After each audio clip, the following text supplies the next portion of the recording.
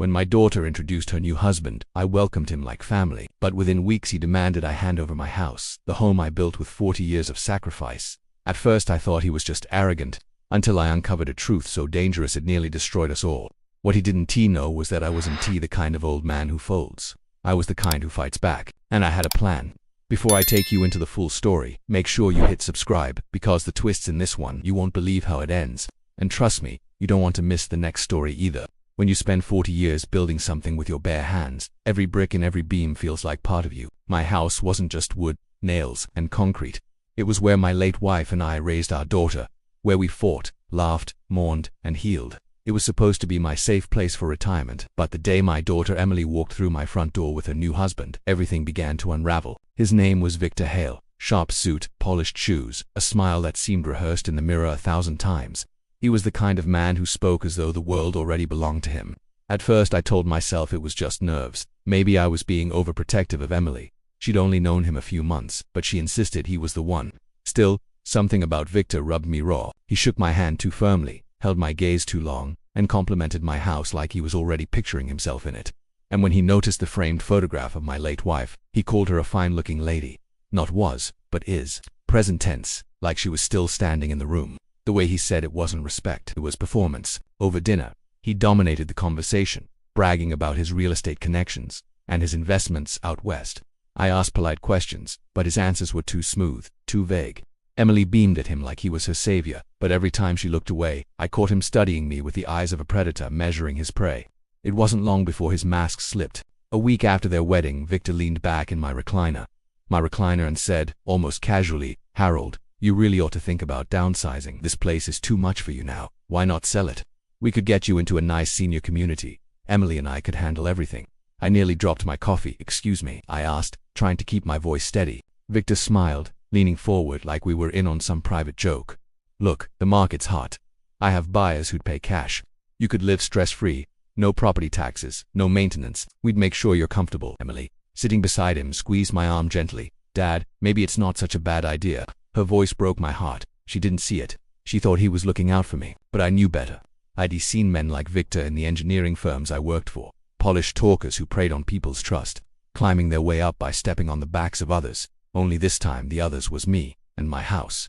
That night, as I sat alone in my study, I couldn't shake the unease. Victor wasn't just a smooth talker. It was dangerous, but I didn't have proof, only instinct. That changed the next afternoon when my neighbor Frank Delaney stopped me at the mailbox. Frank was a retired police officer, the kind of guy who noticed things most people overlooked. "Harold," he said, lowering his voice, "saw something odd yesterday. Some stranger with a clipboard was measuring your property line, said he was an appraiser." My stomach clenched. "Appraiser? I didn't hire anyone." Frank narrowed his eyes. "Then who did?" I didn't need the answer. I already knew. That night, when Victor and Emily went out to dinner, I went into the guest bedroom, the one Victor had turned into his makeshift office. His laptop was open, screen still glowing. He must have assumed I didn't know how to navigate technology, but I wasn't as old-fashioned as he thought. One click into his browser history and my suspicions hardened into reality. Mortgage fraud articles, real estate transfer tricks, forums on exploiting elderly homeowners, a bookmarked PDF titled "Quick Claim Deeds Made Simple," and then the final dagger, an email draft addressed to a contact named Richard Fox, discussing signing over Harold's property by the end of the month. My blood ran cold. He wasn't just thinking about stealing my house. He was planning it. I copied everything onto a flash drive, my hands trembling but precise. 40 years as an engineer taught me discipline. When you uncover a flaw in the system, you don't panic. You document, you analyze, you prepare. But Victor wasn't stupid. The next morning I noticed something strange in the living room. A small black dot near the bookshelf. Subtle, almost invisible. A hidden camera. He had bugged my house. At first, panic hit me like a wave. How much had he heard? Had he caught me searching his laptop? But then, as I examined the setup, I realized something almost poetic. The camera recorded not just me, it recorded him, and that was how I caught the first sliver of gold. I replayed the footage from the night before, and there it was. Victor on the phone, pacing the living room, telling Richard Fox, "Don't worry, the old man is easy. By the end of the month, the deed will be signed. Emily won't question it. He trusts her too much." I sat back in my chair, pulse thundering in my ears. I had him, not enough to bring him down completely, but enough to start weaving a net he couldn't escape. Still, a question gnawed at me as I saved the recordings onto my flash drive. If Victor was this confident, what else was he hiding? And more importantly, how many other families had he already destroyed before he set his sights on mine? When you're young, you think danger announces itself with a bang, a car crash, a gunshot, a scream in the night. But real danger, it creeps in silently. It shakes your hand, smiles at your daughter, and makes itself at home on your couch. I knew Victor Hale wasn't just after my house. That phone call confirmed it. But the part that chilled me was his confidence. He spoke like a man who had done this before, many times. The question was, how many? The next morning, I made an excuse to Emily, told her I needed to visit the hardware store. Instead, I drove across town to see my neighbor, Frank Delaney.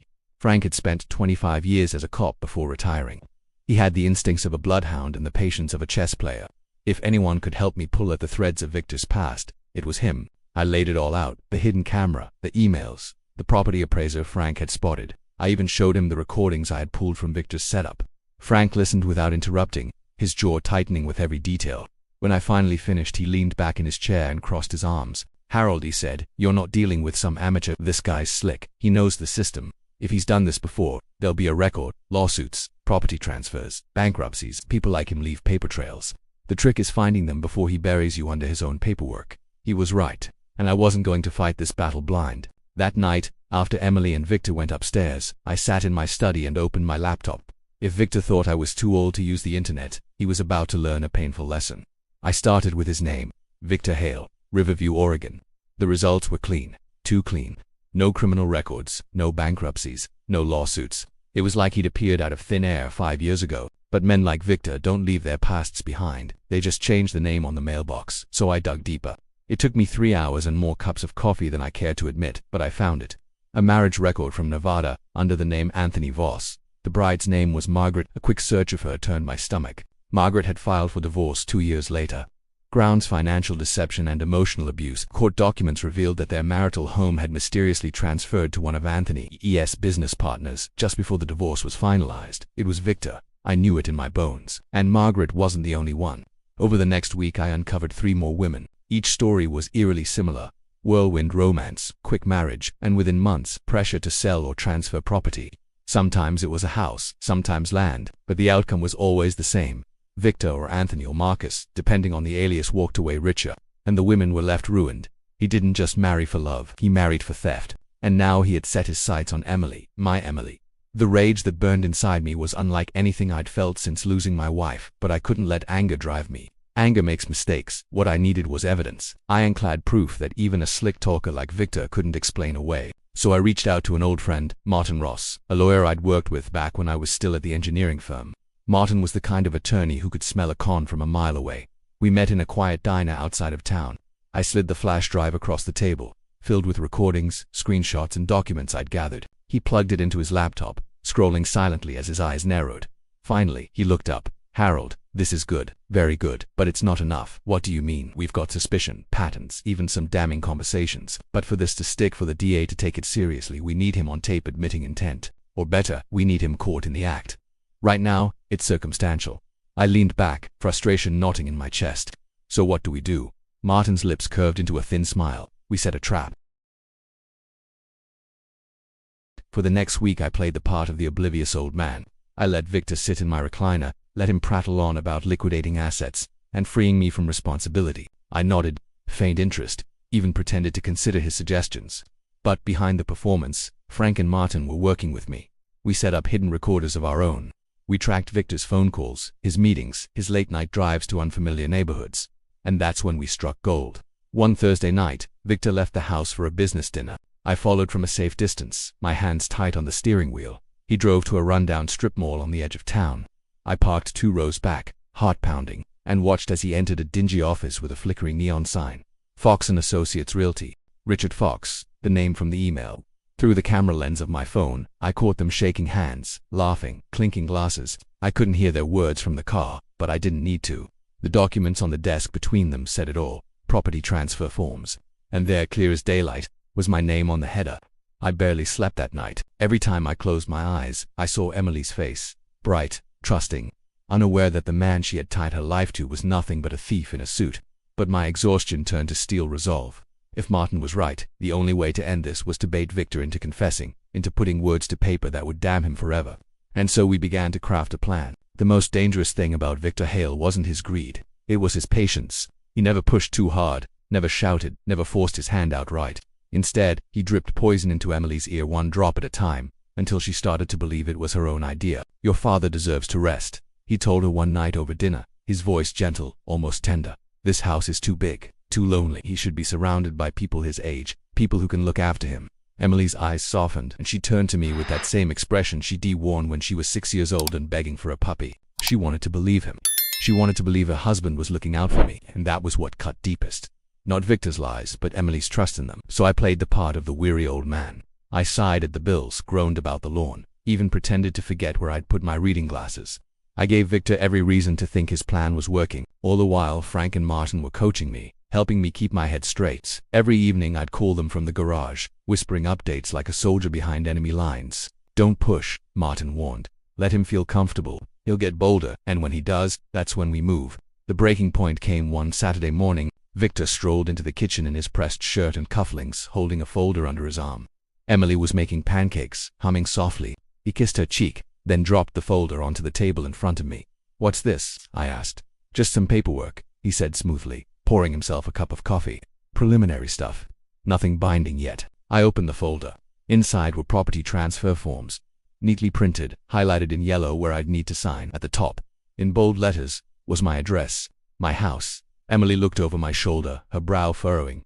"Victor, isn't this a bit fast?" He wrapped an arm around her waist, his voice dripping with reassurance. "Darling, it's just an option. No pressure. But the sooner we get ahead of the market, the better the deal for your dad. It's about security." I swallowed hard, forcing myself to look hesitant instead of furious. "I'll think about it," I murmured, sliding the folder back across the table. Victor smiled, his eyes glinting like steel. "That's all I ask, Harold. Just think about it." But I knew better. This wasn't an option. This was the first tightening of the noose. That afternoon I called Martin. His response was immediate. "This is it," he said. "This is the moment we've been waiting for. He pushes you to sign, and we catch it on tape. That's evidence of coercion and fraud, but we need him to incriminate himself more clearly." "So what do I do?" I asked. Martin's voice was steady. "You play along. You let him think you're leaning toward signing. And then, when he makes his next move, we'll be ready." The idea of pretending to hand over the house made my stomach churn. But if it meant saving Emily, if it meant ending Victor's cycle of destruction once and for all, I would grit my teeth and do it. The following days were some of the hardest of my life. Victor grew bolder, more confident. He started making little changes around the house, as if he already owned it. He rearranged the living room furniture. He replaced my old toolbox with a shiny new one. Cheaper, flimsier, but more modern. He even suggested repainting the study to brighten things up. Each change was a knife twist. But I kept my mask on, nodding, pretending to consider his ideas. Late at night, when Emily had gone to bed, Victor would linger in the kitchen with me, pouring 2 fingers of whiskey into a glass. That's when he showed his true face. "You know, Harold," he said one night, leaning on the counter, "a man's got to know when to let go. Houses, money, possessions, they don't mean anything in the end. What matters is family, and family trusts each other." I stared at him over my glass, forcing my hand not to shake. "Trust," I echoed. He smiled. "Exactly, Emily. And I want what's best for you. You can trust us." The hidden recorder in my pocket caught every word. But the more I played along, the more Emily began to sense something was wrong. One evening after Victor had gone out, she knocked on my study door. "Dad, can we talk?" I closed my laptop, masking the open document I'd been compiling. Every detail of Victor's scams, every family he'd ruined. "Of course, sweetheart, sit." She perched on the edge of the chair, twisting her wedding ring nervously. "Victor says you're considering selling the house. Is that true?" I forced a tired smile. I told him I'd think about it. Her eyes searched mine. "Do you want to?" The weight of her question nearly broke me. I wanted to grab her hands, shake her, tell her the truth, that the man she married was a predator in a tailored suit. But Martin's words echoed in my head. "Not yet." So I lied. "Maybe it's time, Emily. Maybe Victor's right." Her face fell, and for the briefest moment, I saw a doubt flicker in her eyes. But then she nodded slowly, convincing herself of the lie. "If you think it's best, Dad, I just want you to be happy." After she left, I sat in the dark, my fists clenched, hating Victor more than I thought possible. He wasn't just trying to steal my house. He was turning my daughter against me, piece by piece. That was the moment I swore I wouldn't just stop him. I would expose him so thoroughly that Emily would see the truth with her own eyes. The plan took shape quickly. Frank, with his old police contacts, arranged for discreet surveillance outside Fox and Associates Realty. Martin began drafting documents that looked real but were carefully designed to bait Victor into revealing his intent. And me, I prepared to play the role of a gullible old man one last time. If patience was Victor Hale's weapon, then preparation was mine. I'd spent my whole life as an engineer studying blueprints, anticipating weaknesses, and building things that lasted. Now I was building something different. A trap, and every trap needs bait. Martin Ross, with his lawyer's precision, drafted a set of papers. On the surface they looked like genuine transfer documents, the kind Victor had already dangled in front of me, but hidden in the fine print were clauses designed to trigger questions any legitimate buyer would notice. Clauses that would force Victor to explain himself in his own words. On tape. This is how we nail him, Martin explained over coffee in my study. He'll think he's just walking you through the signing process. But when he justifies those clauses, when he explains why you don't need a lawyer, why you shouldn't read too closely, why it's all safe, that's fraud. And it'll be his own words doing the damage. Frank, ever the pragmatist, added another layer. We'll need surveillance, discreet, nothing flashy. He's careful, but he's also arrogant. If he feels too comfortable, he won't look for tails. I'll set up eyes near Fox's office in your house. I nodded, absorbing it all. And Emily? Silence fell. Martin sighed. The hardest part will be keeping her in the dark. If she suspects, she might warn him, not out of malice, but out of loyalty. We can't risk that. The thought tore at me. Emily was my daughter, my only family left. But if protecting her meant deceiving her for now, I would carry that weight. The following week, Victor pressed harder than ever. He cornered me in the living room, the fake transfer documents in hand. Harold, he said, his tone smooth but firm, it's time to stop dragging your feet. Opportunities like this don't wait forever. We need to move quickly. I feigned reluctance, my voice trembling just enough to sound convincing. I don't know, Victor, maybe Emily's right. Maybe I should get another opinion. His smile faltered for the briefest second, then snapped back into place. Another opinion, Harold. Come on, lawyers, just complicate things. They'll drag this out, take their cut, and in the end, you'll lose money. This is between family. You trust me, don't you? My heart pounded, but I forced myself to nod slowly. Of course, I just want to be sure. Victor leaned closer, his eyes glinting with calculated charm. Then let me make it simple. Sign this, and I promise, you'll never have to worry about bills again. Emily and I will handle everything. You'll be free. The recorder in my shirt pocket caught every word. That night, I met Frank in his garage. He'd set up a wall covered in printouts, maps, and photographs. Victor entering Fox's office. Victor shaking hands with shady-looking associates. Victor slipping envelopes into the hands of strangers in parking lots. Frank tapped one photo in particular. See this guy? That's Richard Fox. Real estate license revoked 3 years ago for fraudulent appraisals. He and Victor are in this together. We don't just have a conman, we've got a conspiracy. I stared at the photo, bile rising in my throat. How many families? Too many, Frank muttered. And if we don't stop him now, Emily will be next on the list. The hardest part was pretending around Emily. She was torn. I could see it. At times, she defended Victor fiercely, insisting he was only trying to help. Other times, she'd glance at me with doubt in her eyes, as if she was starting to sense the cracks in his facade. One evening, as we washed dishes together, she asked quietly, "Dad, do you trust Victor?" The question nearly undid me. I forced a weary smile. "He's your husband, Emily. That makes him family." It wasn't an answer, and she knew it, but she didn't press further. And maybe that was the moment she started to wonder if the man she demarried wasn't the man she thought he was. 2 days later, the trap was sprung. Victor handed me a pen, his smile wide, his confidence unshakable. "This is it, Harold. The beginning of your freedom. Just sign here, and all your worries disappear." I hesitated, letting my hand hover over the page. My voice cracked, perfectly rehearsed. "Are you sure this is safe? I mean, what if something goes wrong?" Victor chuckled, leaning in as though we were sharing a secret. "Nothing will go wrong. These papers are airtight. Once you sign, the property transfers cleanly to Emily and me. No one can contest it. Not even you." I swallowed hard, scribbled my name across the page, the fake page Martin had prepared, and slid it back. Victor's smile widened, victory shining in his eyes. He didn't know the entire exchange had been recorded, every damning word captured. That night, I delivered the signed papers to Martin. He studied Victor's annotations, the way he'd circled clauses, and reassured me on tape. His expression hardened. "This is it," Martin said. "This is the rope he just wrapped around his own neck." But even as relief began to seep in, Frank raised a warning hand. "Don't celebrate yet. Men like Victor don't stop when they think they've won. They push further. They get greedy. And that's when they make their fatal mistake." I stared at the pile of evidence, the recordings, the documents. For the first time in weeks, I felt hope flicker. But deep down, I knew Frank was right. Victor Hale wasn't finished, not yet. And when he made his next move, it would either end me or destroy him. The morning after I handed Martin those papers, I expected to feel relief. Instead, I felt a heavier weight. It was as if I had opened the first door in a hallway of locked rooms, and each door only led to darker truths about Victor Hale. I spent hours pacing my study, the evidence spread across the desk like an autopsy of deceit. Martin had filed copies of the recordings with the county prosecutor, but it wasn't enough. Victor was still free, still sleeping under the same roof as Emily, still smiling at me like a man who believed he was already victorious. Frank said it best during one of our late-night strategy sessions. Snakes don't stop slithering just because you step on their tail. They strike harder. He was right. Victor's behavior shifted after I signed the transfer documents. He was bolder, his confidence swelled like a balloon about to burst. He began making comments at dinner about big changes coming and how Emily would finally have the life she deserved. Emily looked at him with a kind of strained admiration, though I caught her frowning when she thought no one noticed. Something inside her was starting to fracture.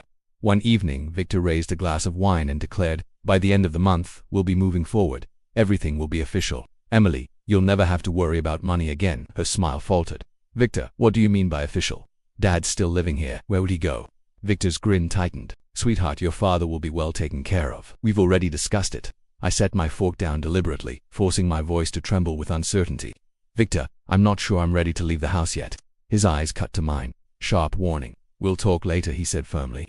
Emily glanced between us, suspicion plain on her face now. The tension escalated 2 nights later. I was in my study when I overheard muffled voices in the kitchen. Emily's voice, sharp with frustration. "You can't just decide things for my father, Victor. This is his home." Victor's reply came smooth and measured. "Emily, listen to me. Your dad doesn't understand finances the way I do. I'm protecting him. Protecting us. Once this transfer is done, you'll see how good this is for everyone." "You sound like you're taking everything away from him," she snapped. I froze, torn between storming in to defend myself and staying hidden to let the truth unfold. Victor's tone dropped, icy now. "Emily, you need to trust me, do you, or don't you?" Silence. Then Emily's voice, quieter, wavering. I don't know anymore." Her footsteps retreated down the hall, leaving Victor alone in the kitchen. That was the crack in the armor I'd been waiting for. Later that night, Emily came into my study. She stood in the doorway, her arms crossed, her face pale. "Dad, do you think Victor really has our best interests at heart?" I looked at her for a long time, fighting the urge to spill everything, but the timing wasn't right. "Not yet." Instead, I said, "Sometimes, people show us who they really are when they think no one's watching. Just pay attention, Emily. Pay very close attention." Her eyes searched mine, and for the first time in months, I saw the little girl who used to come running to me after falling off her bike, looking for reassurance. She gave a small nod, then left without another word. Meanwhile, Frank's surveillance produced the crack we needed. He caught Richard Fox on camera meeting with Victor behind a shuttered strip mall. Their conversation, picked up by a directional mic, was damning. "Fox, are you sure the old man bought it?" Victor, hook, line and sinker. "He signed the papers. In a week, this place is ours." Fox, "Good. I've got another family lined up in Phoenix. The same playbook, Victor. After this, we'll expand faster. I'll have Emily sign her part, and then nothing can stop us." Frank played the audio back in his garage, his jaw tight. "This isn't just about your house anymore, Harold. He's still active, still planning new hits. He's got a whole system running." Martin leaned forward, steepling his fingers. "And with that recording, plus the forged documents, we can bring in the DA. But Harold, this only works if Victor incriminates himself inside your home. That's where the case becomes airtight." My stomach nodded. It meant inviting the wolf back into the fold, letting him believe he had already won, just long enough for him to hang himself with his own words. The pressure inside the house reached a boiling point. Emily grew distant from Victor, her questions more pointed. He grew defensive, irritated, snapping at small things he used to ignore. I could see the facade cracking, the charming smile, the easy confidence. It was starting to slip. One evening, as we sat in the living room, he turned to me abruptly. "Harold, tomorrow we'll have Richard over to finalize the paperwork. Once it's done, you'll be moving into your new arrangement." I forced myself to look confused, cautious. "But I thought," "No buts," he cut in, his tone sharp. "It's time. No more delays." Emily's face drained of color. "Victor, what are you doing? Why are you rushing this?" He turned to her, his voice softening into manipulation. "Emily, darling, this is for us. Your father is too stubborn to see it, but once it's over, he'll thank me. You'll thank me." I caught Emily's eyes. She looked at me, truly looked, and I knew she saw it now, the predator behind the mask. That night I called Martin and Frank. "It's happening," I said quietly. "Tomorrow he's bringing Fox here." Frank's voice crackled through the line. "Then tomorrow's the day. We'll be ready," Martin added. "Once he walks through that door, Harold, every second counts. Stick to the plan, don't deviate. If you falter, he could slip through the cracks." I glanced at the briefcase on my desk stuffed with evidence, recordings, and copies of every damning document. My engineering career had taught me that success came from precision, not luck. Tomorrow, precision would be my only weapon. I hung up the phone and stared out the window at the quiet street.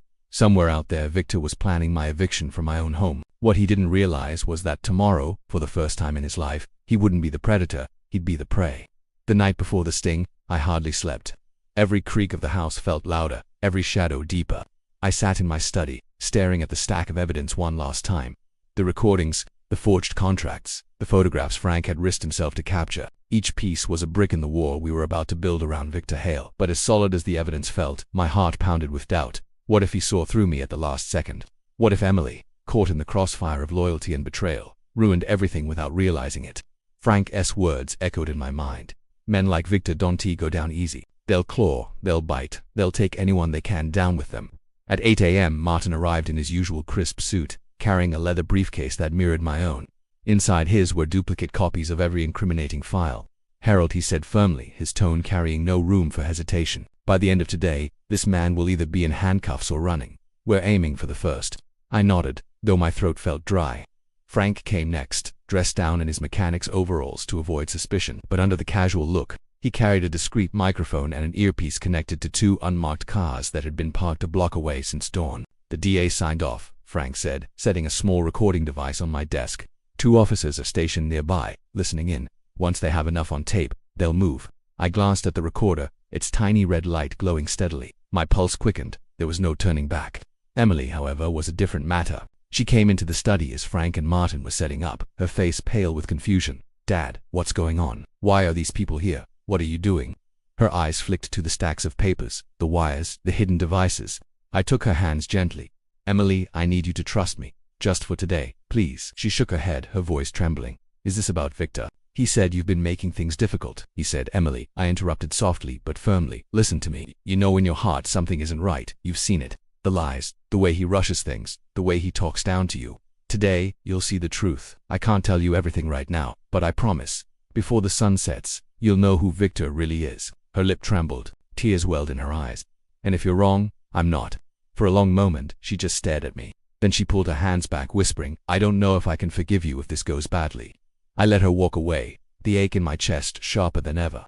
By noon, the trap was ready. Martin had arranged the documents on the dining table, contracts designed to look like they needed final approval. Frank had wired the room with hidden microphones. Every angle was covered. We didn't have to wait long. At exactly 1:15 p.m., Victor's black sedan rolled up the driveway. He stepped out in a tailored suit, his hair slicked back, his smile polished. Richard Fox followed, a rat-faced man with darting eyes and a cheap briefcase clutched under his arm. Emily stood by the window, watching them approach, her face pale. She turned to me. "Dad, I'm scared." I placed a hand on her shoulder. "So am I, but this ends today."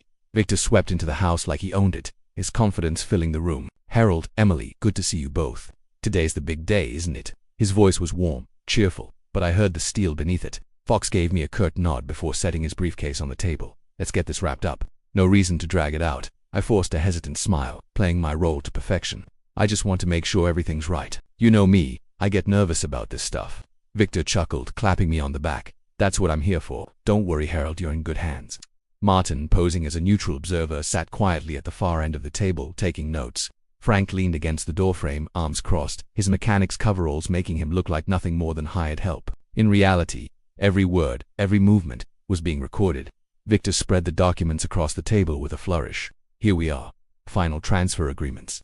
Once you sign, Harold, the house officially moves into Emily's and my name. You'll be freed from the burdens of upkeep, taxes, maintenance, a fresh start." Emily frowned. "Wait, Dad won't even keep part of it." Victor shot her a quick, sharp look before smoothing it over with a smile. "Of course, sweetheart, he'll always have a place with us. But technically no, he won't retain ownership. That's how these things work." Martin leaned forward, feigning confusion. "Interesting clause here. Says Harold waives all rights of contest or reversal, regardless of circumstance. That's unusual." Victor waved a hand dismissively. "Legal jargon. Doesn't mean anything." I swallowed hard, my voice weak. "Are you sure? It sounds like I'd be signing away everything permanently." Victor leaned in, lowering his voice as though we were sharing a secret. "Exactly, that's the point. No one can interfere once this is done, not even you. It's clean, safe." The recorder caught every word. As the conversation dragged on, I could see Emily's composure unraveling.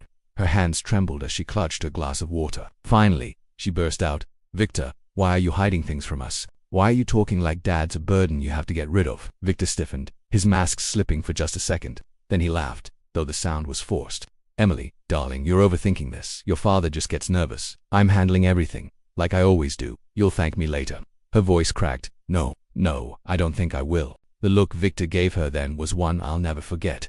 Cold, dangerous, a predator's glare. And that was when I knew the trap was working. He wasn't just overconfident anymore. He was careless. From the corner of the room, Frank gave me the smallest nod, the signal the DA had enough. The officers outside were listening, waiting for the final cue. My heart hammered in my chest. It was almost over. But Victor Hale wasn't finished yet. Not by a long shot. Victor's smile didn't fade right away. For a moment, he still believed he controlled the room. But I saw it, a twitch in his jaw, a flicker of irritation in his eyes. He leaned back in his chair, studying Emily with the patience of a man who'd played this game 100 times. "Sweetheart," he said softly, almost tenderly, "you're letting your father's paranoia cloud your judgment. Don't let him fill your head with doubts. I'm doing this for us, for our future." Emily shook her head. "No, Victor, for weeks I've ignored the voice in my gut, but now I hear it loud and clear. Something about this isn't right." Her words were a crack across his mask. Victor exhaled sharply, his hand slamming down on the table with a force that rattled the glasses. "Enough." His voice cut through the air like a whip. "You have no idea what's at stake here. Everything I've built, everything I've planned, it's bigger than you, bigger than him, bigger than this house." Fox shifted nervously beside him, his beady eyes darting toward the door. "Victor, maybe we should shut up, Richard," Victor barked, his composure unraveling. "Don't you dare get weak on me now." Emily flinched at the outburst, and in that instant, I saw her fear, real, unfiltered fear of the man she thought she knew. Frank's hand brushed the earpiece tucked beneath his collar. He caught my eye and gave the subtlest nod. The officers outside were listening, waiting for one more push. Martin.com as ever adjusted his glasses and said in an even voice, "Victor, you just admitted to more than you realize. Would you like to repeat that last part for clarity?" Victor's gaze snapped to him, suspicion flaring. "Who the hell are you again?" Martin smiled faintly. "Let's just say, someone who appreciates the truth." The tension in the room thickened. Victor rose from his chair, looming over me now. His voice dropped to a menacing whisper. "Harold, you think you're clever, don't you? Playing games, dragging your feet, but you've been nothing more than a pawn. Do you honestly believe this house matters to me? This is just a stepping stone, a test, then you failed." I kept my voice steady, though my hands trembled under the table. "Then why fight so hard for it?" he sneered. "Because every empire starts small. I've taken houses from men stronger than you, families richer than you, and not one of them had the guts to stand in my way, until now." The recorder captured every venom-laced word. Emily's voice cut through the silence, trembling but firm. You've done this before. To other families." Victor turned toward her, his face softening in a grotesque mimicry of affection. "Emily, darling, listen to me. They were nobodies, weak. They didn't deserve what they had, but you're different. With me, you'll never struggle. You'll never want for anything again." Tears welled in her eyes. "And what about my father? What about the man who raised me, who gave me everything he could? Would you throw him out like trash?" Victor's silence was the answer. Emily's face crumpled. In that instant, whatever thread of loyalty bound her to him snapped. The shift was palpable. Victor sensed it too. His eyes darted between us, me, Emily, Martin, Frank. He realized for the first time that the room wasn't bending to his will anymore. It was closing in around him. And that was when he snapped. In one swift motion, he grabbed the stack of papers from the table and hurled them across the room. Pages fluttered like broken wings. "This is worthless," he roared. "All of it. You think you can corner me? You think you can make a fool of me in my own game?" Fox scrambled backward, muttering, "Victor, calm down. You're making it worse." Victor rounded on him, his face twisted with rage. "Worse? You think this is worse? You've been dead weight since the start. Richard, maybe I should cut you loose next." Fox shrank under the verbal assault, sweat beading on his forehead. That was the moment the officers needed. Frank tapped his earpiece. Now, the sound of boots thundering up the porch filled the air, followed by the crash of the front door bursting open. Police. Nobody moved. Victor spun around, shock flashing across his face. For the first time since I'd met him, he looked powerless. Two officers stormed into the dining room, weapons drawn. "Victor Hale, Richard Fox. You're under arrest for fraud, conspiracy, and attempted theft." Fox collapsed into his chair, his face pale as chalk, but Victor didn't go quietly. With a snarl, he lunged toward me, his hands reaching for my throat. "You did this, old man. You think you've beaten me." Before he could reach me, Frank intercepted, slamming Victor against the wall with a force that rattled the picture frames. The officers closed in, snapping cuffs around his wrists as he thrashed like a rabid animal. "Let me go," Victor roared, spittle flying. "You don't know who I am. You don't know what I've built. This isn't the end." But his words fell flat against the sound of cold steel locking shut. Emily stood frozen, her hand over her mouth, tears streaming down her cheeks. I moved to her side, placing a trembling arm around her shoulders. She whispered, "Dad, you were right. You were right about everything." I looked at her, my voice breaking. "I wish I wasn't. I wish you hadn't had to see this." The officers dragged Victor toward the door. He twisted one last time to glare at me, his eyes burning with hatred. "This isn't over, Harold. You hear me? This isn't over." The slam of the squad car door outside told me otherwise. For the first time in months, the house felt quiet, too quiet. The storm had passed, but the wreckage lingered. Papers littered the floor, chairs stood askew, and Emily's sobs echoed softly against the walls. Frank exhaled, rubbing the back of his neck. Well, that's one snake with its head cut off. Martin gathered the scattered documents with a grim expression. He'll fight tooth and nail in court, but with the recordings, the contracts, and Emily's testimony, he's finished. I sank into a chair, my body trembling with exhaustion. Relief washed over me, but it was tainted with sorrow. My daughter had seen the worst of the man she loved, and though we had won, it didn't feel like victory. Not yet. The house was silent after Victor's arrest, but it wasn't peace I felt. It was a strange emptiness, like the air right after a storm, heavy, unsettled, waiting for something else to break. Emily stayed in her room most of that night. I heard her muffled sobs through the walls, but I didn't knock. She needed space to grieve, not just for the man she married, but for the illusion she'd clung to for so long. As for me, I sat in the study with Frank and Martin until dawn, going over every detail of the sting. The officers had what they needed. Victor was booked, Fox had crumbled under questioning, and the DA had enough to file charges by morning. On paper, the battle was over, but in my heart, I knew it wasn't. The weeks that followed felt like walking through broken glass. Emily moved like a ghost through the house, quieter than I'd ever seen her at first. She barely spoke to me. Not out of anger, but out of shame. I would find her staring out the window, twisting her wedding band around her finger, until her skin turned red. One night she finally broke the silence. "Dad," she whispered from the kitchen doorway, "how could I not see it? How could I let him into our lives, into your life?" I set down my coffee and walked to her, taking her trembling hands in mine. "Because you loved him, Emily, and love makes us blind to things we don't want to believe. It doesn't make you weak, it makes you human." Her eyes filled with tears. "But I almost lost you. He almost took everything from us." I pulled her into my arms, holding her the way I had when she was little. "You didn't lose me, you never will. And as for him, he's not our burden anymore." The trial began 3 months later.